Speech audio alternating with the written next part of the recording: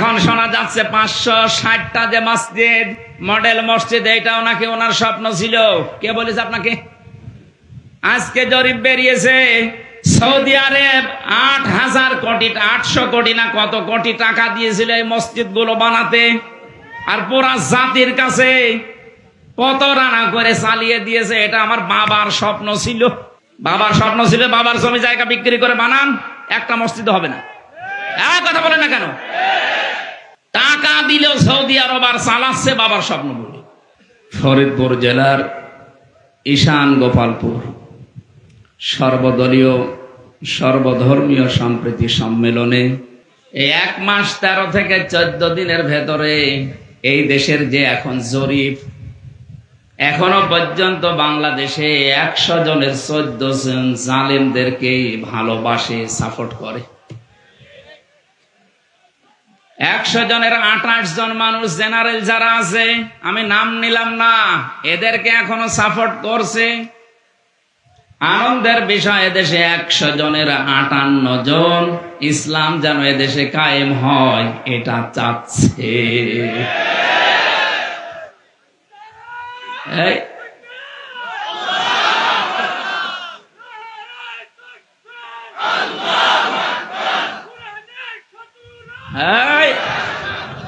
লঙ্গি ধরে রাখেন, ঠিক আছে। সেদিন কোন জায়গায় যেন কোড়ে গ্রাম মনে হয়, তাকবীর দিতে গিয়ে লঙ্গি খুলে গেছে, একটা ফরজ তরফ হয়ে গেল। এই জন্য লঙ্গি পরা মানুষ সেটা যেন শক্ত করে বেঁধে রাখে, নাই তো অনেকে আবার। ফরিদপুরবাসী এই যে এখনো পর্যন্ত 100 জনের 14 জন মানুষ, এটা যে নিয়ামত এটা বলছেও না, মুখে স্বীকারও করে না। কথা বলছেন এখন অনেকে জালেমের সাথে তাল মিলাচ্ছে যে না আমি পদত্যাগ করিনি, তে ভিডিও কি ফেরেশতারা বানিয়েছে?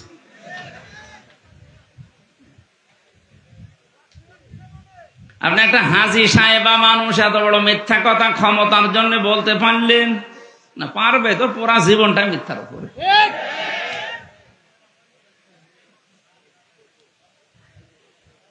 তাহলে 100 জনের 14 জন এখনো এদেশে স্বীকার করছে না যে এটা নিয়ামত, মুখে বলেও না, স্বীকারও করে না, উল্টা জালেমের সাফাই গাচ্ছে যে ওনারে তাড়িয়ে দেওয়া হয়েছে। কেন কেন দেওয়া হয়েছে আপনি টের পাচ্ছেন না?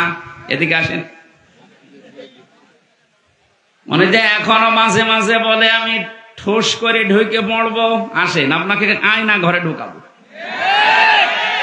আপনি টের পাচ্ছেন কি করেছেন?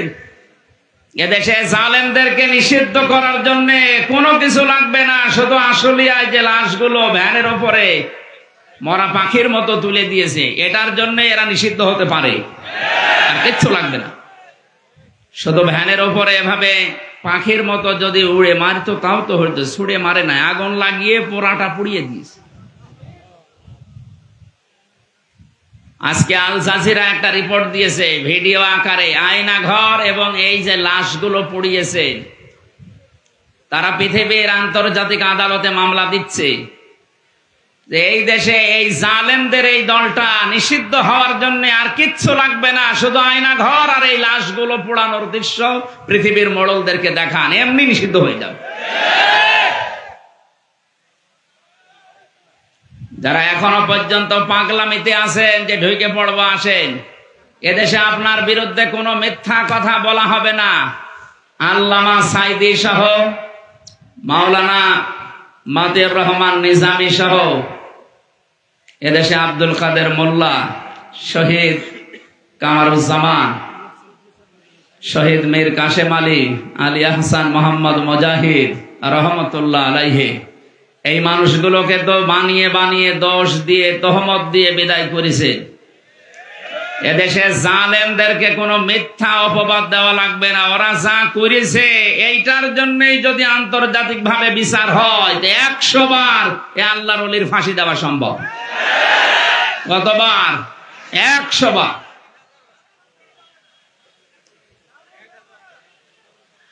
আমরা কি বললাম?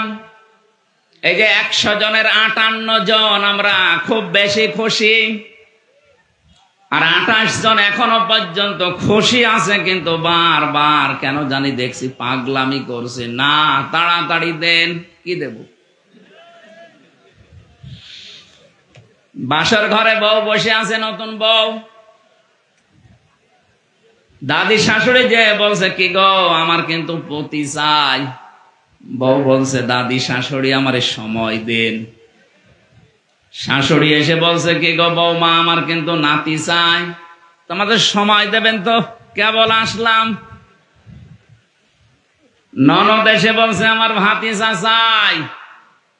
কিছুক্ষণ পরে স্বামী এসে বলছে, বউ তুমি যাই করো আমার কিন্তু বেবি চাই। বউ এবার মুখ তুলে বলছে, স্বামী বংশ কি সব পাগল নাকি?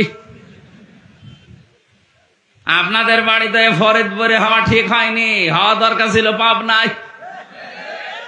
আসতে পারলাম না, এখনো কাজ কাম কিছু হয়নি, আর আপনি নাতি চাচ্ছেন। কেউ পতি চাই, কেউ ভাতিজা চাই, কেউ বেবি চাই। 10 মাস 10 দিন সময় দেবেন না? এখনো বাসর হবে, কাজ কাম হবে, 10 মাস 10 দিন সময় দেবেন। তারপরে তো কাউকে নাতি, কাউকে বেবি, কাউকে ভাতিজা আমি সব দিতে পারবো। সময় না দিয়ে খালি চিল্লাচ্ছেন, এগুলোকে আমি ডাউনলোড করে নিয়ে আসবো। এই যে 100 জনের 28 জন এখনো পাগলামি করছেন, যাদের দায়িত্ব দিলাম অন্তত সময় তো দেবেন। তারা তো এখনো 10 মাস 10 দিন সময় পায়নি। আপনাকে নাতি দেবে কি করে, বেবি দেবে কি করে? তাড়াহুড়া করে যদি আবার দেয়, তাহলে দিনের ভোট আবার রাতে হবে। কারণ এখনো পর্যন্ত এই 1628টা চেয়ার সবগুলো জালেমরা দায়িত্বে আছে। আমরা চাই এদেশের 1628টা চেয়ারে এতদিন যারা জালেমের গোলামি করেছে, সবগুলো চেয়ার থেকে লাথি দিয়ে নামিয়ে ওই জায়গায় বৈষম্যের শিকার এতদিন যারা ছিল তাদেরকে রিপ্লেস করা। এটা আমাদের দাবি, আপনারা মানেন কিনা? লিল্লাহে তাকবীর। আলহামদুলিল্লাহ ভাই, এইটা যদি আরম্ভ হয়, যেহেতু সংস্কার আরম্ভ হয়েছে, বৈষম্য বিরোধী ছাত্র আন্দোলনে যারা জীবন দিয়েছে তাদের জীবনীগুলো, তাদের কথাগুলো দেখেন। প্রত্যেকের যে 9টা দফা, তার ভেতরে এইটা এক যে আমার সংস্কার চাই। কয়েকদিন আগে আমার মামলা সব খারিজ করে দিয়েছে। যিনি ছিলেন দায়িত্বে, এতদিন তো তার কাছে মামলা ছিল, এতদিন তিনি মামলার এভাবে নথি দেখার পরে কোনোদিন বলতে পারে না যে এর ভেতরে কোনো মাল নেই। অথচ এখন বলছে, হুজুর এর ভেতরে তো কোনো মাল নেই, কে দেখে বিচার করবো, যান খালাস দিয়ে দিলাম। এটা তো আপনার কাছে ছিল এতদিন, এতদিন তো বলেননি যে যান এটা খালাস করে দিলাম। উনি এই কথাই বলতেছে, হুজুর আমার হাত বাঁধা। কি বাঁধা ছিল? বলেন বলেন। আমরা চাই এদেশে আর কারো যেন হাত বাঁধা না থাকে। এ বিচারপতির হাত খুলে দেওয়ার সঙ্গে সঙ্গে যেমন 3 বছরের মামলা 3 সেকেন্ডে ঢিসমিস করে দিয়েছে, যারা দায়িত্বে আছে এই 1628টা চেয়ারে প্রত্যেকটা হাত যেন এই বিচারপতির মতো, আবু সাইদের মতো খুলে যায়। কথা বলেন। 1627টা চেয়ারে হাত বাঁধা ছিল, মাত্র একটা হাত খোলা ছিল। তাও হাত খোলা ছিল না, দাদা যা বলতো তাই করত। সুতরাং ওনারা যা চেয়েছিল আমরা সবই দিয়েছি, শেষে একটা বাকি ছিল, এটাও দিয়ে দিলাম। পাকিস্তান থেকে বাংলাদেশ ভাগ করে দিয়েছিল ওনারা, এই জন্য ওনারা আমাদের পরম বন্ধু। 7 সিস্টারের মাধ্যমে ভারত 7 টুকরা হতে চলেছে। আমরা সাহায্য করব, আমরা আপনাদের বড় বন্ধু। কারণ আপনারা 1 টুকরা করে যদি বড় বন্ধু হন, আমরা 7 টুকরা করে দিচ্ছি। কথা বলেন না কেন? আমরা আপনাদের আরো বড় বন্ধু না? যারা আছেন এই দায়িত্বে, চেয়ার গুলো আমরা মুক্ত করতে চাই, কারণ এগুলো জালেমদের দোসর। এরাই জালেমকে আরো সাহস জুগিয়েছে, জালেমের সাহায্য করেছে। আমার ভাইরা, এখানে 28 জন যারা আছেন পাগলামি করছেন, আপনি থামবেন। 58 জন যারা চাচ্ছে দেশে আল্লাহর বিধান কায়েম হওয়ার মাধ্যমে, প্রফেসর সাহেব যেটা বলছিলেন, এদেশে বিধানটা কায়েম হলে যত রকমের সম্প্রীতি আছে সব তখন আমরা দেখতে পাবো। 100% ন্যায় বিচার কায়েম হবে। আপনি তো দেখেননি ন্যায় বিচার কারে বলে? খলিফাতুল মুসলিমিন হযরতে ওমর রাদিয়াল্লাহু তাআলা আনহু তিনি দেখিয়েছেন ন্যায় বিচার কারে বলে। রাষ্ট্রের দায়িত্ব পালন করে বাড়িতে ঢুকলেন, হঠাৎ করে এক মহিলা তার যুবতী মেয়েকে নিয়ে এসে বলে, খলিফাতুল মুসলিমিন দাঁড়ান, আমার এই যে যুবতী মেয়ে দেখতে পাচ্ছেন, একে ধর্ষণ করেছে আপনার সন্তান আবু শামা। তিনি বললেন, যা বলছেন আপনি এ কথা ঠিক তো? বলে, হ্যাঁ। আপনি জিজ্ঞাসা করেন সন্তানকে। ঘরের ভেতরে যে দেখলেন আবু শামা খাবারে বসেছে, ডাক দিয়ে বলে, সন্তান আমার, তোমার বিরুদ্ধে একটা অভিযোগ এসেছে, তুমি নাকি জেনা করেছো, ধর্ষণ মামলার আসামি তুমি। কথা ঠিক? সন্তান মাথা নিচু করে বলছে, বাবা, যৌবনের তাড়নায় আমি মাতাল হয়ে গিয়েছিলাম, নেশাদ্রব্য পান করিয়েছিল, বন্ধু বান্ধবের পাল্লায় পড়ে আমি নাবিজ খেয়েছিলাম, এ কারণে আমার মাথা ঠিক ছিল না, আমি ভুল করে ফেলেছি, আপনি আমারে মাফ করে দেন। হযরত ওমর ডাক দিয়ে বলে, সন্তান, মাফ আমার কাছে না, মাফ আল্লাহর কাছে চাও, আর অপরাধ যার কাছে করিছো তার কাছে চাও। এখান থেকে একটা শিক্ষা বের হয়। এইদিকে তাকান। আজ বিভিন্ন দরবারে গেলে, ইমাম সাহেবের কাছে গেলে, মাহফিলে গেলে আমাদেরকে অনেকে তাওবা পড়ায়, আস্তাগফিরুল্লাহাল্লাযী লা ইলাহা ইল্লা হুয়াল হাইয়ুল কাইয়্যুম ওয়া আতুবু ইলাইহি লা হাওলা ওয়ালা কুওয়াতা ইল্লা বিল্লাহিল আলিয়্যিল আযীম। পড়েননি কোনদিন? এটা যদি কেউ পড়ে মুখে, কোন মানুষ যদি স্বীকার করে যে হ্যাঁ আমি অপরাধী, এবারে শব্দের ব্যাখ্যা হচ্ছে অপরাধ করেছেন যার কাছে, স্বীকার করবেন তার কাছে। হযরত ওমর এইটাই সন্তানকে জানিয়েছিলেন, সন্তান, আল্লাহর কাছে তো মাপ চাইতেই হবে, কিন্তু অপরাধ তুমি করেছো যার কাছে, স্বীকার করা লাগবে তার কাছে। আমাদের দেশে এই তাওবার প্রথম এটা নেই। আমরা অপরাধ করি এক জায়গায়, মাপ চাই আর এক জায়গায়। কথা বোঝে? এটা যদি আজ চালু করতে পারতাম যে অপরাধ যার কাছে, স্বীকার করবেন তার কাছে, দেশে অপরাধ বন্ধ হয়ে যেত। হাতে নাতে ধরা পড়ার পরে অনেককে দেখি বলেন, না, তদন্ত কমিটি গঠন করেন। হাতে নাতে ধরা পড়িস, তারপরও স্বীকার করতে রাজি না। অথচ ওই লোকটা আমার কাছে আসলে বলবে, হুজুর তাওবা পড়িয়ে দেন। কি পড়াবো? আস্তাগফিরুল্লাহ। আরে ভাই, এটা তো একটা বাক্য। তাওবা যদি কেউ করতে চায়, তাওবা আর ইস্তেগফার এক জিনিস না। আস্তাগফিরুল্লাহ, আস্তাগফিরুল্লাহ সব সময় পড়া যায়, কিন্তু তাওবা যদি কেউ করে তার 3টা শর্ত মানা লাগবে। কেউ যদি তাওবা করে, ওর পেছনের অপরাধ আল্লাহ পুরাটা মাফ করে জায়গাটা নেকি দিয়ে পাল্টিয়ে দেয়। তাওবাটা বড় জিনিস। 1 নাম্বার শর্ত, আপনাকে স্বীকার করা লাগবে অপরাধ, যে হ্যাঁ আমি অপরাধী। আদম আলাইহিস সালাম এইটা করেছিলেন। তিনি বলেছিলেন, রব্বানা যালামনা আনফুসানা, হে আল্লাহ, আমি অপরাধ করে ফেলেছি, আমার নফসের উপরে আলিম জুলুম করে ফেলেছি। উনি স্বীকৃতি দিয়েছিলেন। সিস্টেম অপর পৃষ্ঠায় দেখুন, আল্লাহ পাক বলেন, শয়তানও অপরাধ করেছিল, কিন্তু অপরাধের স্বীকৃতি দেয়নি। ও আর্গুমেন্ট পেশ করেছে, আমাকে ডাক দিয়ে বলেছিল, রব্বুল আলামিন, আনা খায়রুম মিনহু খালাকতানি মিন নারি ওয়া খালাকতানি মিন তিন।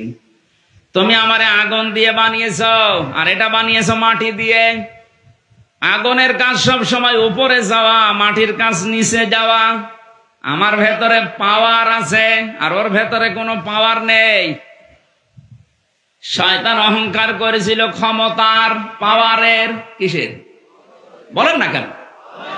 শয়তান যে অহংকার করেছিল পাওয়ারের, ক্ষমতার, আজ তাকান পৃথিবীর দিকে, শয়তানকে আল্লাহ যতগুলো জিনিস দিয়েছিলেন তার ভেতরে এইটা।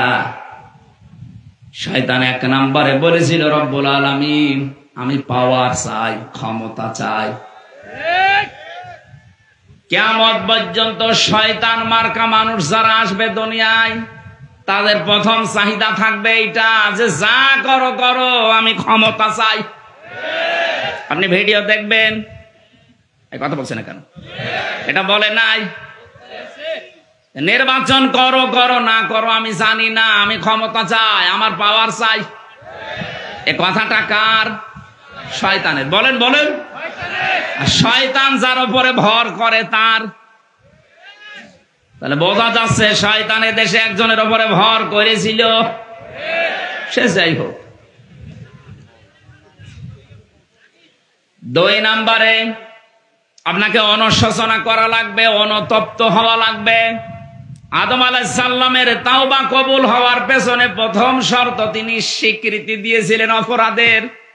আমরা যেহেতু আদমের সন্তান, গোপনে না, কোন কামরায় ঘরের ভেতরে না, প্রকাশ্যে আজকে জনসম্মুখে আমরা আল্লাহর কাছে স্বীকার করছি, আল্লাহ আমরা অপরাধী। বলেন তো মন থেকে, আল্লাহ আমরা অপরাধী। আমরা অপরাধী না? এই কথা বলেন না কেন? এটা বলতে লজ্জা করে? বলেন আমরা কি? আরো জোরে। আমরা প্রকাশ্যে ঘোষণা দিচ্ছি আমরা অপরাধী। 2 নম্বরে আমাদের অনুশোচনা আছে, অনুতপ্ত হয়েছি আমরা। 3 নম্বরে জীবনে যে ভুলের ভেতরে ছিলাম, কোনদিন এরকম ভুলে আমি আর যাব না, আল্লাহ তুমি আমারে মেনে নাও। হযরত আদম আলাইহিস সালাম যে মুনাজাত করেছিলেন, নবীজি বলেছেন কোন আদম সন্তান কিয়ামত পর্যন্ত যদি এই মুনাজাতটা আল্লাহকে শোনায়, মহান আল্লাহ আদম নবীর মতো তাকেও মাফ করে দেবে। জবান খুলে আদম নবীর ওই মুনাজাতটা বলেন, রব্বানা যালামানা আনফুসানা ওয়া ইল্লাম তাগফির লানা ওয়া তারহামনা লানাকুনান্না মিনাল খাসিরিন। আল্লাহ রাব্বুল আলামিন এত বেশি খুশি হয়েছিলেন এই কথাগুলোতে, আদম নবীর শুধু তাওবা কবুলই করেননি, আমার আল্লাহ আদম আলাইহিস সালামকে এত বেশি খুশির সংবাদ ওই সময় দিয়েছিলেন, আদম শুধু তোমাকে আজকে মাফ করলাম না, কিয়ামত পর্যন্ত তোমার সন্তান আদি যারা আসবে তারাও যদি অপরাধ ভুল করার পরে এভাবে স্বীকৃতি দিতে পারে, স্বীকার করতে পারে, তাদেরকেও আমি আল্লাহ মাফ করে দেব। কিন্তু শয়তানের চরিত্রটা পুরা উল্টা, অপরাধ করার পরে স্বীকৃতি দেওয়া দূরের কথা, আরো আর্গুমেন্ট পেশ করে। আমরা এরকম কোন শর্ত সামনে নিয়ে আসব? বলেন। হযরত ওমর ডাক দিয়ে বললেন, সন্তান অপরাধ করেছে, তুমি ওই মহিলার কাছে, মেয়েটার কাছে আগে মাপ চাও। তার স্ত্রী ডাক দিয়ে বলে, স্বামী আমার, ছেলেটা তো ভুল করেই ফেলেছে, এই মেয়েটা গরিবের মেয়ে, ওকে পুনর্বাসনের জন্য যা লাগে আমি আমার নিজের থেকে দিয়ে দেব, আমার ছেলেকে মাফ করে দে। হযরত ওমর বলে, সন্তান আমার, তোমার যেমন মায়া লাগে আমারও মায়া লাগছে, কিন্তু আমার সামনে আল্লাহর বিধান, এটাকে আমি পার করার ক্ষমতা রাখি না। কাজীকে ডাক দিয়ে বললেন, বিচার যেটা আছে কোরআনে আরম্ভ করো, জানিয়াতু ওয়াজ্জানি ফাজলিদু কুল্লা ওয়াহিদিম মিনহুমা মিয়াতা জালদা। কাজী আরম্ভ করেছে আয়াত অনুযায়ী 100টা বেত মারা লাগবে। তাফসীরের ভেতরে আমি পেয়েছি 80টা মারার পরে সন্তান প্রায় মারা গেছে। স্ত্রী পা জড়িয়ে বলে, খলিফা আজকের মতো ছেলেকে ছেড়ে দেন, বাকি 20টা আছে ওটা কালকে মারবেন। হযরত ওমর ডাক দিয়ে বলে, স্ত্রী কোরআনের আয়াতের মাঝে আমার আল্লাহ ওয়া দেয়নি, মিয়াতা ওয়া জালদা দেয়নি, একবার এই মিয়াতা জালদা আছে। মাঝখানে যেহেতু আল্লাহ থামেননি, আল্লাহর চাইতে আমি বাবা আমার সন্তানের ওপরে মায়া অত বেশি না, সুতরাং আমারও থামার কায়দা নেই। মারা যখন গেছে কবরের ভেতরে নিজেই রাখলেন, জল্লাদকে ডাক দিয়ে বললেন, দাও আমার হাতে চাবুকটা দাও, চামড়ার চাবুক। কবরের উপরে তিনি বাকি 20টা নিজে মারলেন। কবরের মাটিগুলো 2টা ভাগ হয়ে যাচ্ছে, 100টা পরিপূর্ণ করে তিনি বাড়িতে গেলেন। সন্তান যে বিছানায় থাকে, যে বালিশ নিয়ে ঘুমিয়ে থাকে, বালিশটা এবার বুকের ভেতরে নিয়ে তিনি হাওমাও করে কাঁদছেন। স্ত্রী এসে বলে, খলিফা এত করে নিষেধ করলাম যে আজকের মতো থাক, বাকিটা কালকে মারবেন, আপনি শুনলেন না, কবরের ওপরে মারলেন। 100টা পরিপূর্ণ করে এসে এখন বালিশ নিয়ে কাঁদতেছেন, আপনি মানুষ? হযরত ওমর ডাক দিয়ে বলে, স্ত্রী আমিও তো বাবা, আমারও মায়া আছে, এতক্ষণ যা করেছি আল্লাহর বিধান, এখন যেটা করছি এটা আমার মহব্বত। আমি ওই আল্লাহর উপরে 100 ভাগ পূর্ণ আস্থা নিয়ে কাজ করেছি। কোরআনে কারীম দিয়ে যে বিচার আমি দুনিয়ায় করে দিলাম, কিয়ামতের দিন এই বিচার আমার আল্লাহর ডবল করে করবে না। আমার বড় আশা, আমার সন্তান আবু শামাকে সাথে নিয়ে আমি কিয়ামতে আল্লাহ যদি আমারে মাফ করে দেয়, আমি 2 বাপ বেটায় জান্নাতে যেতে পারবো। ফরিদপুরবাসী আমরা এইটা চাই। ন্যায় বিচারে দেশে যদি কায়েম হয়, কে ছেলে কে দরবেশ কোনো দেখা দেখি হবে না। সবার জন্য আইন সমান, কথা বলেন ঠিক কিনা?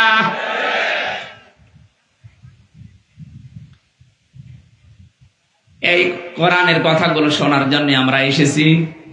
আরেকবার বলছি আলহামদুলিল্লাহ। দরুদ আর সালাম পড়ছি আমাদের নবী মুহাম্মদ রাসূলুল্লাহ সাল্লাল্লাহু আলাইহি ওয়াসাল্লামের প্রতি। এটা রবিউল আউয়াল মাস, এই জন্য আমরা বেছে নিচ্ছি রবিউল আউয়াল সম্পর্কে কিছু গুরুত্বপূর্ণ বিষয় জানা এবং মানার জন্য।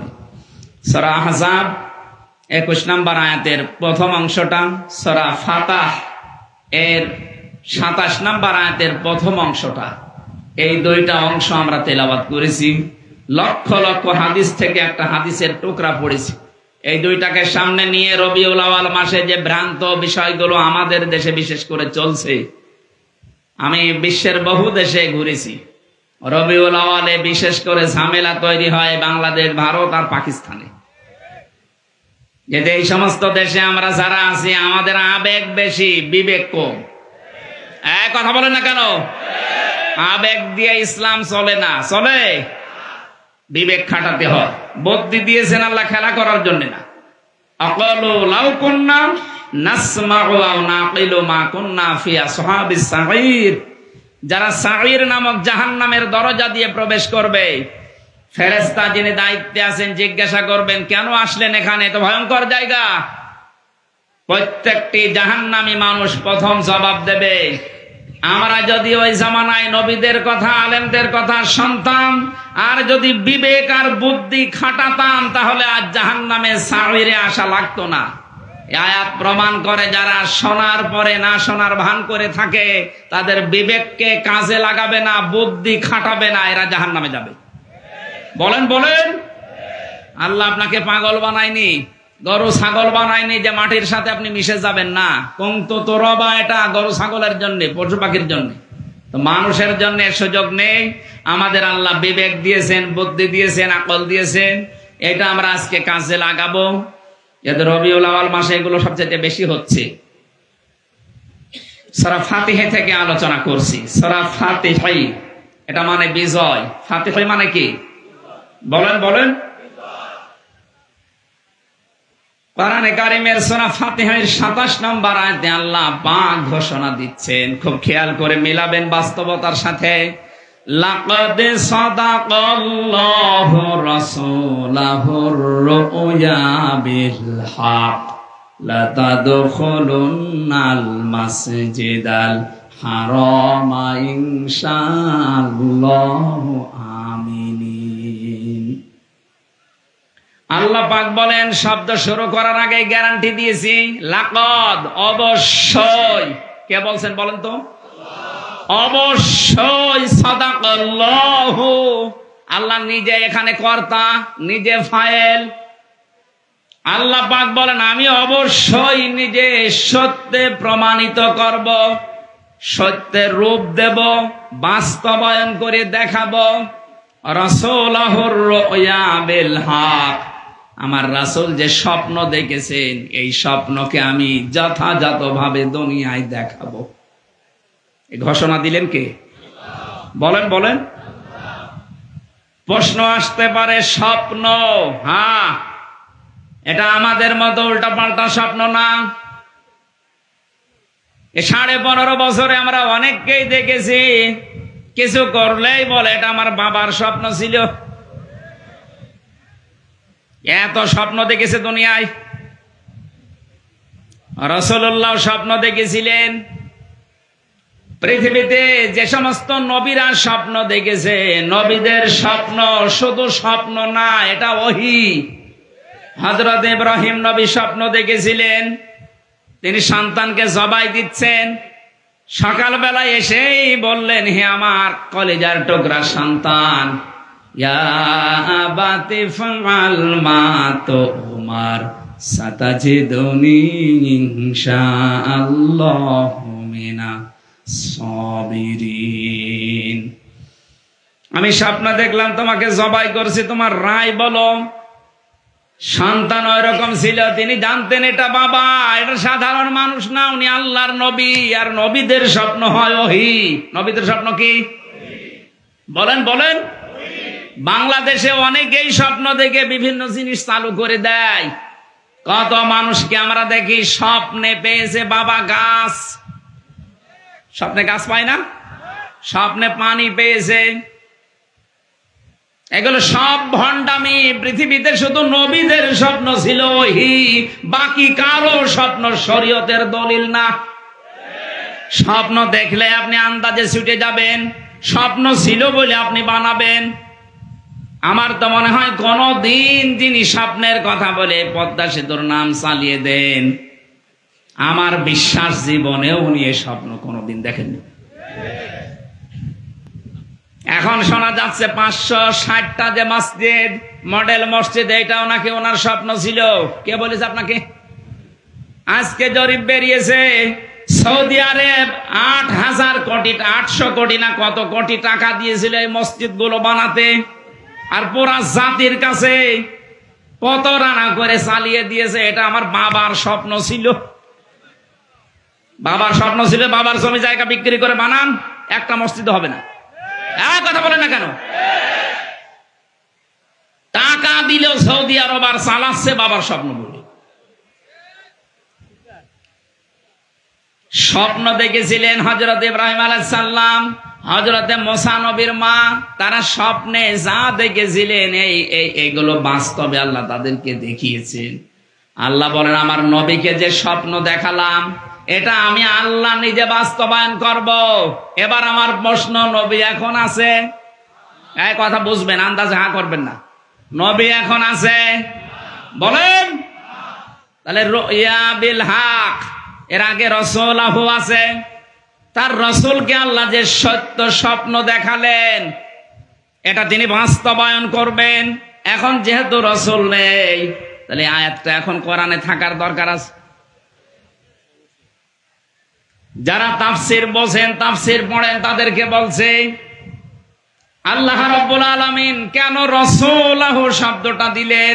দুনিয়ার কোন মানুষের নাম এখানে দিতে পারতেন।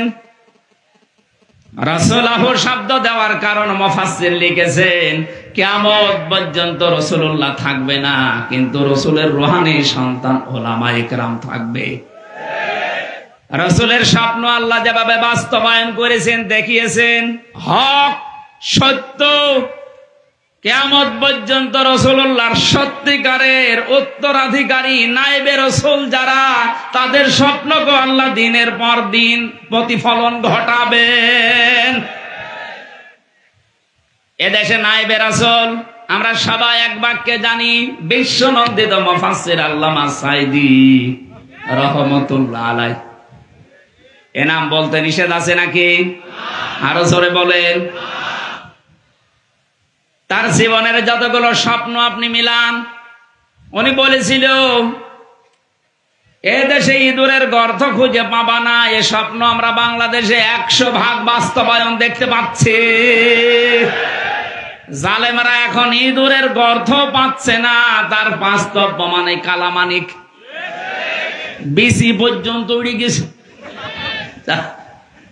সংসার করবে কি করে? ওর বউ তো গেল বলে বাকি যেগুলো ধরেছে, এই যে মুরগি কবির, এটারও মনে হয় এটা বের করার দরকার। সারা জীবন মুরগি সাপ্লাই দিয়েছে বিসি না দেখে, এখন মরগের ব্যবসা কর। আমার জীবনের খুব স্বপ্ন যে জালেমদের কোনো কিছু দেখা, কালামানিকের এই কলা পাতায় শোয়া দেখে আল্লাহকে ধন্যবাদ দিচ্ছি, মাবুদ জীবনে আর কিছু যদি না দেখাও কোনো আফসোস নেই। আমি জেলখানার ভেতরে তখন যুগান্তর পত্রিকা গেল, যে দেখি 116 জনের নাম তালিকা করেছে আলেমদের, এরা লিস্টেড, তার ভেতরে আমার নাম, অথচ আমি জেলখানায়। যারা তালিকা করেছিল তার ভেতরে শয়তান একজন, কালামানিক। এত অপমান পৃথিবীর ইতিহাসে কেউ হয়েছে বলে আমি জানি না। এক কথা বলে না কেন? ইঁদুরের গর্ত খুঁজে পাচ্ছে, যেখান দিয়ে পালাতে চাচ্ছিল, যাদের পালাতে সাহায্য করবে ওরা ধরিয়ে দিয়েছে, টাকাও খেয়েছে, ধরিয়েও দিয়েছে। কোন জালেম এখন জায়গা খুঁজে পাচ্ছে না। কিছু মানুষ উদারতার কথা বলে একটু ভালো ভালো কথা শোনাচ্ছে যে আপনারা আসেন মাফ করে দিলাম, এটা কিন্তু একটা টোপ। যারা জালেম আছেন, জালেমদের দোসর আছেন, বের হবেন না। আসলেই কিন্তু এই কালামানিকের মতো, মুরগি কবিরের মতো ধরা খাবেন। একটা টোপ দিয়ে বের করতে আছে।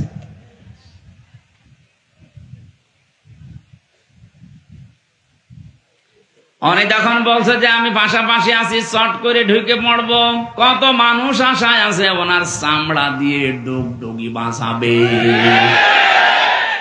আমি হয়তো কিছু বলবো না, 3 বছর আমি মাফ করে দিলাম। কিন্তু ব্যারিস্টার আরমানের বউ 8টা বছর আপনি তার স্বামী ছাড়া রেখেছেন, জীবনও মাফ পাবেন না। এমিলিয়াস আলীর বউ জীবনও আপনাকে মাফ করবে না। যে নাটক আপনি করলেন তা সেলিমের সামনে, যে পুলিশ হাতে ধরে নিয়ে যাচ্ছিল, ইকবাল ভাই বললাম, ভাই আপনার সামনে এরকম লাথি দিল, আপনি কিছু বললেন না। বলবো কি করে, কিছু করার নেই, দিক লাথি ওর কপালে আসে। গতকালকে একজন ধরা পড়েছে কুষ্টিয়ার, আমার মনে হচ্ছে এও লাথি খাবে, কারণ যা করেছে। এ জালেমদের দেখলাম বাড়ির ইট পর্যন্ত মানুষ খুলে নিয়ে চলে গেছে। এমনি এমনি এটা করে, কত রাগ হলে আপনার উপরে মানুষ বাড়ির ইটও খুলে নিয়ে চলে যায়, বলেন? টয়লেটের প্যান পর্যন্ত খুলে নিয়ে চলে গেছে। জালেমের কিচ্ছু রাখবো না। কুষ্টিয়া এখন ঘোষণা দিয়েছে আর ওই বাড়িটা এখন জাদুঘর বানানো হবে। আমার মনে হয় না। আবু জেহেলের বাড়ি যদি ইন্টারন্যাশনাল পায়খানা বানানো যায়, এদেশে যারা জালেম, যারা জালেমদের দোসর, এদের বাড়ি ঘরগুলো ইন্টারন্যাশনাল পায়খা বানিয়ে দিন। সারা দুনিয়ার মানুষ আসবে, বুঝবে যে হ্যাঁ এখানেও আবু জেহেল ছিল। অনেকে প্রশ্ন করে, হ্যাঁ এত দামি জায়গা পায়খানা বানাবেন? আরে ভাই, 35 নাম্বার 32 নাম্বারের চাইতে আবু জেহেলের বাড়ি কি কম দামি ছিল? তার বাড়ি কাবার পাশে। হ্যাঁ কথা বলছেন? আবু জেহেলের বাড়ি কোথায়? কাবা ঘরের পাশে। কত দামি জায়গা, শুধু জালেম বসবাস করেছে, এই কারণে আল্লাহ পুরাটা পায়খানা বানিয়ে দিয়েছে। কাবা শরীফ তাওয়াফ করার পরে একবার উপর দিয়ে ঘুরছিলাম, হঠাৎ দেখি পেটে ব্যথা। এক পুলিশকে বললাম, ভাই এতক্ষণ তো ভালোই ছিলাম, হঠাৎ আমার পেটে ব্যথা করছে। পুলিশ আমারে বলছে, হাজিউল হজ্জা তাই না বিলাদুকা। ও হাজি, দেশ কোথায়? যে তুমি বাংলাদেশ। বাংলাদেশ থেকে এসেছি। ওর ভাষা দিয়ে আমারে বলছে, আপনি এখনো জানেন না এটা কোন জায়গা? কেন না তো, আবু জেহেলের বাড়ি। আপনি পায়খানা না করে দাঁড়িয়ে আছেন মানে? তাড়াতাড়ি যান। পায়খানা করে দেখি আমার পেটের ব্যথা ভালো হয়ে গেছে। আল্লাহ আমাকে জানাতে যাচ্ছে, হামজা এত কষ্ট করে আসলে আরো শয়তানের মুখে পায়খানা না করি চলে যাবা। জালেমদেরকে আল্লাহ এইটাই করে। সূরা আরাফে আছে, ওয়াকাযালিকা নাজসিজ যালিমিন। আল্লাহ পাক বলেন আমি জালেমদের সাথে এরকম আচরণই করে থাকি। এই জন্য আমার যতটুকু বাস্তবতার ধারণা, আবু জেহেলের বাড়ি যদি পায়খানা হতে পারে, এদেশেও যারা জালেম যেখানে যেখানে বসবাস করেছে ওই জায়গাগুলো গজবের জায়গা পেয়ে গেছে। কারণ ওখানে এমন কোন হীন অপরাধ নেই যে করা হয়নি। মানুষকে কিভাবে ধ্বংস করা যায়, মানবতাকে কিভাবে নষ্ট করা যায়, ওই দুর্বিসন্ধি গুলো ঘরে বসে বসে হয়তো কথা বলছে না কেন? ওটা একটা জুলুমের জায়গা, ওটা একটা গজবের জায়গা। ওই জায়গাগুলো এখন বাংলাদেশের মানুষের জন্য টয়লেট বানিয়ে দেন। কিয়ামত পর্যন্ত এটা ইতিহাস হয়ে থাকবে। মানুষ যেন বুঝতে পারে হয়তো এখান থেকে 100 বছর পরে আমরা এখানে কেউ থাকবো না, কিন্তু ইতিহাস লেখা হবে। ইতিহাস যেভাবে ইয়াজিদকে ঘৃণিত নিন্দিত করে দিয়েছে, 90 ইয়াজিদ এই দুনিয়াতে যারা জন্ম নিয়েছিল এদেরকেও দেখবেন পৃথিবীর ইতিহাস ঘৃণিত, নিন্দিত, বিবর্জিত করে দেবে। কারণ ইতিহাস যখন ঘটনা ঘটে তখন লেখা হয় না, ইতিহাস লেখা হয় পরে। আমার তো মনে হচ্ছে এখন যে অবস্থা বাস্তবতায় বাংলাদেশের, ইতিহাস একদিন লেখা হবে, তখন জালেমদেরকে বাংলার মানুষ ঘৃণিত, নিন্দিত করে দেবে। আর যারা মাজলুম ইমাম হোসাইনের মতো তাদেরকে বিজিত করে দেবে, সম্মানিত করে জানাবে। কিয়ামত পর্যন্ত তাদের নামকে আমার আল্লাহ মুখে মুখে তৈরি করে দেবে। অথচ জালেমদের নাম দেখেন, ইয়াজিদ নামটা কিন্তু সুন্দর নাম, সুন্দর নাম না? ইয়াজিদ কত সুন্দর নাম, অথচ পুরা নামটা আল্লাহ গালি বানিয়ে দিয়েছে। এখন ইয়াজিদ আর নাম নেই, ইয়াজিদ হয়ে গেছে গালি। আমি বিশ্বের বহু ধর্মের মানুষের সাথে মিশে দেখেছি, কোন মানুষের নাম আমি ইয়াজিদ পাইনি। এমনকি হিন্দুকে যদি বলেন যে 5000 টাকা দেবো, ছেলের নাম ইয়াজিদ রাখেন, ইয়াজিদ একটা নাম। আপনার নাম যত সুন্দরী হোক, দিন যাচ্ছে যেতে দেন। আপনার অপকর্মগুলো একটা একটা করে মানুষের সামনে যেভাবে আসতেছে, এতদিন হয়তো ইতিহাস প্রকাশ করেনি, কিন্তু এখন করবে। কিছুই যদি না হয়, বিডিআর হত্যা মামলার নাম নিয়ে যতগুলো মানুষকে হত্যা করা হয়েছে, আর কত মানুষকে বিনা কারণে আজ 16 বছর জেল খাটতে হচ্ছে। আমার সাথে যারা ছিল, আমি 950-র উপরে পেয়েছিলাম। আমার মনে হয় অধিকাংশ গুলোর যা অনুশোচনা, অনুতপ্ত অবস্থা দেখেছি, বিডিআর গুলো কিচ্ছু জানে না, আন্দাজে মামলা দিয়ে জীবনটা নষ্ট করে দিলে। রাতের গভীরে যখন দেখতাম পঞ্চগড়ের ওই নায়েক, বিডিআরের এই নায়েক সাহেব, মুরব্বী মানুষ, সাদা দাড়িওয়ালা মানুষ, আর 1 মাস পরে রিটায়ার্ড হয়ে যাবে, সারাটা জীবন চাকরি করেছে। আমার বলছে, হামজা ভাই 1টা মাস পরে আমার জীবনের শেষ, আমি বাড়িতে যে বউ বাচ্চা নিয়ে থাকবো। কিন্তু এই জালেম আমারে কি ঘটিয়ে দিল এই 16 বছর, অথচ মামলার সাজা লাগালেও 7 বছরে আমরা বের হয়ে যাই। নির্বাহী আদেশে আমাদেরকে আজ 16 বছর রেখে দিয়েছে, অথচ আমি কিছুই জানি না। কোরআন সে মাথায় নিয়ে কাবার দিকে মুখ করে আমারে দেখিয়েছে যে আমি কিচ্ছু জানি না। আব্দুল মতিন নাকি যেন নাম। রাতের গভীরে যখন তাহাজ্জুদ পড়তে উঠতাম, দেখতাম এই লোকটা আহ বলে আওয়াজ দিত। আমার মনে হয় এই সমস্ত আওয়াজগুলো আল্লাহর আরশে চলে গেছে। এমনি আপনাকে আল্লাহ ধরেনি। বহু মানুষের চোখের পানি, বহু মানুষের আর্তনাদ, আহ শব্দ লুকিয়ে আছে। মাওলানা মামুনুল হক যেভাবে রাতের বেলায় কন্দন করতো দেখতাম, লোকটার যদি দোষ থাকে আমার আল্লাহ দেখবে। কিন্তু জাতির সামনে বেইজ্জতি করার জন্য আলেমদেরকে আপনি মেরে ফেলবেন, ধরেই মেরে ফেলতে পারতেন। এমন এমন দোষ দিয়ে তাদেরকে জাতির সামনে কালার করিয়েছে, পরবর্তী প্রজন্ম যেন আলেম বিদ্বেষী হয়, আলেমের কাছে যেন আসতে না চায়। আসতে চাইলেও যেন ওরা বোঝাতে পারে যে তোমাদের বড় হুজুর এরকম ধর্ষণ মামলার আসামি, কার কাছে যাবা? এই কথা বলেন না কেন? এই দুর্বিসন্ধি নিয়েছিল, এই জন্য আল্লাহ এত বেশি অপমান করেছে ওদেরকে। কিয়ামতের আগে এত অপমান কেউ হবে বলে আমার মনে হয় না। আমি যে শব্দ থেকে এখানে এসেছিলাম, আল্লাহ আয়াতের মাঝে রসুলহু দিয়েছেন না, রসুলাহু দিয়েছেন। তার রাসূলের যে স্বপ্ন, রসুল এখন নেই, তাদের নায়েবের স্বপ্ন পূরণ হচ্ছে। জালেমরা আজ এই দেশে একটা ইঁদুরের গর্ত পাচ্ছে না। নায়েবে রাসূলের দ্বিতীয় স্বপ্নের কথা তিনি জানিয়েছিলেন, এই দেশে কালেমার পতাকা পথ পথ করে জালেমদের নাকের ডগায় উড়বে। এটাও সামনে আসতেছে। 100 জনের 58 জন যখন চাচ্ছে যে দেশে ইসলাম কায়েম হোক, আর কিছুদিন যেতে দেন। 100 জনের 70 জন মানুষ যখন বলবে যে হ্যাঁ দেশে আমরা ইসলাম চাই, কোন মহারথী তখন এ দেশে ইসলাম ঠেকাতে পারবে না। রসুলের স্বপ্নকে বাস্তবায়ন করেছিলেন কে? আরো জোরে। নায়েবে রাসূলদের স্বপ্নকেও বাস্তবায়ন করছে কে? বলেছিল শুধু নাড়া দেওয়া হবে, দিল্লি গিয়ে পড়বেন, তাই পড়িছে। আমি তো যা যা কোরআনে পড়েছি সব এই 1500 বছর পরে মিলে যাচ্ছে। শুধু ভাবি আল্লাহ রসুল তো নেই, আল্লাহ বলেন রসুল নেই তাতে কি, রসুলের নায়েব আছে, তার উত্তরাধিকারী আছে, তার স্থলাভিষিক্ত আছে। সুতরাং আলেমরা যে স্বপ্ন দেখছে, সামনে দেখতেছে, এই স্বপ্নগুলো আল্লাহ বাস্তবায়ন করবে।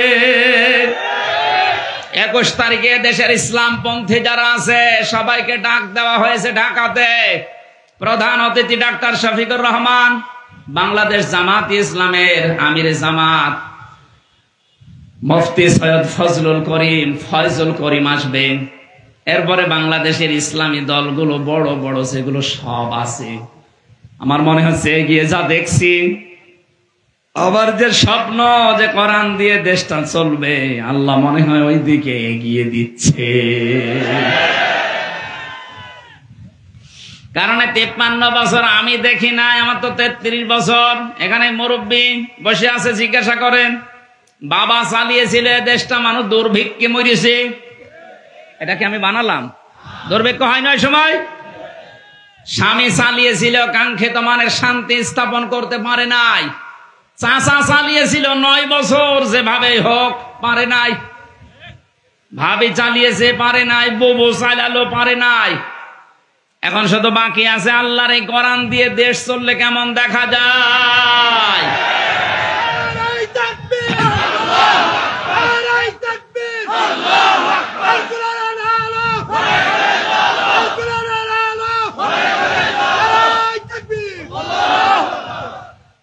আপনারা যারা ভয় করেন যে হ্যাঁ এদেশে যদি কোরআন কায়েম হয়ে যায়, মেয়েদেরকে আজ ভয় দেখাচ্ছে অনেকে, কোরআন যদি কায়েম হয় তাহলে তোমরা ঘরবন্দি হয়ে যাবে। যারা বাবা খায়, যারা ডাল খায়, যারা লাল পানি খায়, এদেরকেও ভয় দেখাচ্ছে অনেকে যে তোমরা কি করবা। কান খাড়া করে শোনেন এগুলো যারা খান। কারা খান দেখে হাত তোলেন তো। এখানে হয়তো ওগুলো আসেনি, কিন্তু ভিডিও হচ্ছে, ওরা শুনবে। আমার সামনে এখন 18 কোটি মানুষ, সবাইকে উদ্দেশ্য করে বলছি যাদের যা খাওয়ার অভ্যাস আছে, অনেকে যদি আপনাকে ভয় দেখান যে খেতে পারবেন না, না, মিথ্যা কথা। কারণ কোরআন যদি কায়েম হয়ে যায়, এমন একটা পরিবেশ আল্লাহ তৈরি করে দেবে, ওগুলো খেতে আপনার মনে চাইবে না। এই যে দাড়ি কাটা মানুষ একটা, উনি হয়তো বিড়ি খাওয়ার অভ্যাস থাকলেও থাকতে পারে, খাক। বিড়ি খাওয়া তো আর হারাম না, মাকরুহ, 2-1টা খেলে খাক। এখন উনি যদি বলে হুজুর আমি মসজিদের ভেতরে আছি কিন্তু আমার বিড়ি খেতে মনে চাচ্ছে, খেতে পারবে? কথা বলে না কেন? কারণ মসজিদ এমন একটা পরিবেশ, আল্লাহর ঘরটা এমন ভাবে আল্লাহ বানিয়েছেন, এটা পুরাটা রহমত দিয়ে ভরা। এই জন্য মানুষ যদি দুনিয়ায় রহমত চায়, কোন মাজারে না, কোন বাবার দরগাহে না, 8 রশি 14 রশিতে রহমত নেই, রহমত আছে আল্লাহর ঘর মসজিদে। কোন রশিতে যাওয়ার সময় কেউ কি বলে আল্লাহুম্মা আফতাহ লি আবওয়াবা রহমাতিক, না। কিন্তু আল্লাহর ঘরে ঢুকলে আপনাকে বলতে হবে আল্লাহুম্মা আফতাহলি আবওয়াবা রহমাতিক, হে আল্লাহ তোমার রহমতের দরজা সব খুলে দাও। তাহলে এই দোয়া দ্বারা বোঝা যাচ্ছে রহমত পেতে হলে যাওয়া লাগবে কোথায়? আরো জোরে। মসজিদের ভেতরে প্রবেশ করে ওনার যতই নিশা থাক বিড়ি খেতে পারবে। একটা পরিবেশ আল্লাহ বানিয়ে দিয়েছেন আলাদা। এ দেশটায় যদি কোরআনে কারিম কায়েম হয়, আল্লাহর কসম এমন একটা পরিবেশ তৈরি হয়ে যাবে, কোনো নেশা আপনার মুখে আসবে না, আপনি নিজেই পাল্টিয়ে যাবেন। আর এই পাল্টাবে কে? হামজা না, এটা আল্লাহর দায়িত্ব। লাকাদ সাদাকাল্লাহু, এই যে আল্লাহ নিজে এখানে ফাইল কর্তা। নবীজি জানিয়েছেন এই পৃথিবীতে আল্লাহর দ্বীন কোরআনের বিধান চালু করার জন্য কাজ করা এটা ফরজ, আর এর বিরোধিতা করা এটা কুফরি। আর কেউ যদি নিশ্চুপ থাকে যেন আমি কোন দলে নেই, এর ভেতরে নেই, সে মুনাফিক। আল্লাহর দ্বীন কায়েমের জন্য চেষ্টা করা, আরো জোরে, আরো জোরে বলেন, বিরোধিতা করা কুফরি, কাফের হয়ে যাবেন। আর যদি চুপ থাকেন, আরো জোরে। আমার তো মনে হচ্ছে এই দেশে ফরজ এই দায়িত্বটা পালন করা মানুষ এখন কম, শুধু মুনাফিক আর কাফের বেশি। শুকরিয়ার বিষয়, আস্তে আস্তে এগুলো পাল্টিয়ে যাচ্ছে। নবীজি জানিয়েছেন মান তামাসসাকা বিসুন্নতি ইনদা ফাসাদি উম্মতি ফালাহু আজরু মিয়াতি শাহিদ। আমার উম্মতের যখন দুরবস্থা চলবে, কেউ কোল কিনারা পাবে না দিশেহারার মতো, ওই কঠিন অবস্থায় যদি একটা মরা সুন্নাত কেউ জিন্দা করতে পারে, তার আমলনামায় 100 গলা কাটা শহীদের সওয়াব দেওয়া হবে। কোনদিন ভেবেছেন হাদিসটা নিয়ে? একজন শহীদের সওয়াব পেলেই তো আবু সাইদের মতো আপনি জান্নাতি। আবু সাইদ যে জান্নাতি আপনার কি বিশ্বাস হয় না? জালেমের জুলুমের সামনে নিজের জীবন পর্যন্ত যে লোকটা দিতে পারে, অনেকে তাকে এখনো শহীদ বলতে রাজি না। শহীদকে যদি কেউ শহীদ না বলে, তাহলে তার ইমানের সমস্যা হবে। কারণ কোরআনের আয়াতে আল্লাহ জানিয়েছেন শহীদদের ব্যাপারে খুব সতর্ক। শহীদরা মারা গেছে কথা মুখ দিয়ে বলা নিষেধ, এমনকি অন্তরে ধারণা করাও নিষেধ। একটা শহীদের সওয়াব জীবনে থাকলেই তো আপনি জান্নাতি। 100 গলা কাটা শহীদের সওয়াব আপনি টের পাচ্ছেন। চিন্তা করলাম তাহলে মরা সুন্নাত কোনটা দেখি তো। টুপি মাথায় দেওয়া মরা সুন্নাত না, কেউ দেয় কেউ দেয় না, এটা মরে যায়নি। জব্বা গায়ে দেওয়া মরা সুন্নাত না, এটা কেউ দিচ্ছে কেউ দিচ্ছে না, এটাও মারা যায়নি। খাবারের পরে মিষ্টি খাওয়া সুন্নাত, এটা মরা না, কেউ খায় কেউ খায় না। আমার দৃষ্টিতে ধরা পড়েছে একটা মরা সুন্নাত এই দেশে আছে। নবীজি কোরআন দিয়ে 10 বছর এই দুনিয়া চালিয়েছিলেন, রাষ্ট্র চালিয়েছিলেন। কয় বছর? আরো জোরে। এই 10 বছর বাংলাদেশ কোরআন দিয়ে চলবে, এইটা মরা সুন্নাত এটা এখনো নেই। এই সুন্নাত দরকার নেই বলেন? এই সুন্নাত যদি চিন্তা করতে পারি আমরা, এদিককার টাকা এদিকে যাবে না। যত টাকা পাচার হয়েছে, আমরা চাই সব টাকা আবার দেশের রাষ্ট্রের কাছে ব্যবহার করা হোক, সব ফিরিয়ে নিয়ে আসেন। যদি নিয়ে আসতে না পারেন, এই জালেমদের মা বাবা স্ত্রী পুত্র যারা এতদিন এই জুলুমের টাকায় আরাম করেছে, ওদেরকে রাষ্ট্রের কাজে লাগান, কোনো ছাড় নেই এদের। এই যে বেনজির, ওর কোনো নজির নেই। পৃথিবীতে একটাই মাল পয়দা হয়েছে, গোপালগঞ্জের 4 ভাগের 3 ভাগই তার। আমি বাংলাদেশের যত জেলাতে যাই, বিশেষ করে এই কিশোরগঞ্জ এলাকায়, পিরান জায়গা কার? বেনজির। কার? বেনজির। আপনার এত জমি জায়গা লাগে, এখন নেন এগুলো চাষ করেন, সব রাষ্ট্রের পক্ষ থেকে বাজেয়াপ্ত করা হোক। কথা বলেন ঠিক কিনা? শুধু এর না, এই 15.5 বছরে এই বাংলাদেশে মানুষকে মিথ্যা মামলা দিয়ে বেকার বেকার দোষ চাপিয়ে যাদের কাছ থেকে টাকা পয়সা কালেকশন করেছে, মনে আছে বাবার টাকা পায়, সে টাকা চাইতেছে। আমার যেদিন ধরে নিয়ে এসেছে তার পরের দিন আমার বাবাকে জানিয়েছে 10 লক্ষ টাকা দেন, নয়তো আপনার ছেলের নামে 50টা মামলা দেব। এই যে মাদারীপুরের এলাকায় বাড়ি, কাউন্টার টেররিজমের প্রধান ছিল আসাদুজ্জামান আর এই মনিরুল ইসলাম গোপালগঞ্জে। আমার বাবা তো গ্রাম্য মানুষ, ভয়তে ছেলে একটা তো টাকা কোথায় পাবে, কে কোথায়, যা তা করে 8 লাখ টাকা সঙ্গে সঙ্গে দিয়েছে। তারপরও শয়তানরা কথা রাখলে তো হয়, আবার মামলা দিয়েছে, আবার দিয়েছে রিমান্ডে। ওরা বললো যে টাকা দেন, আমরা কিছু করবো না, টাকাও নিয়েছে, মামলাও দিয়েছে, রিমান্ডও নিয়েছে। তাহলে 1 দিন 2 দিন 10 দিন।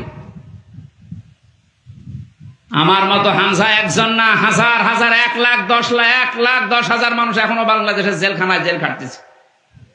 অধিকাংশ গুলোই মিথ্যা মামলার আসামি, যাদেরকে এইভাবে মিথ্যা মামলা দিয়ে এদের কাছে মনে হচ্ছে টাকা পাইতো ওর বাবা ওর দাদা, সেই টাকা চাইতে এসেছে।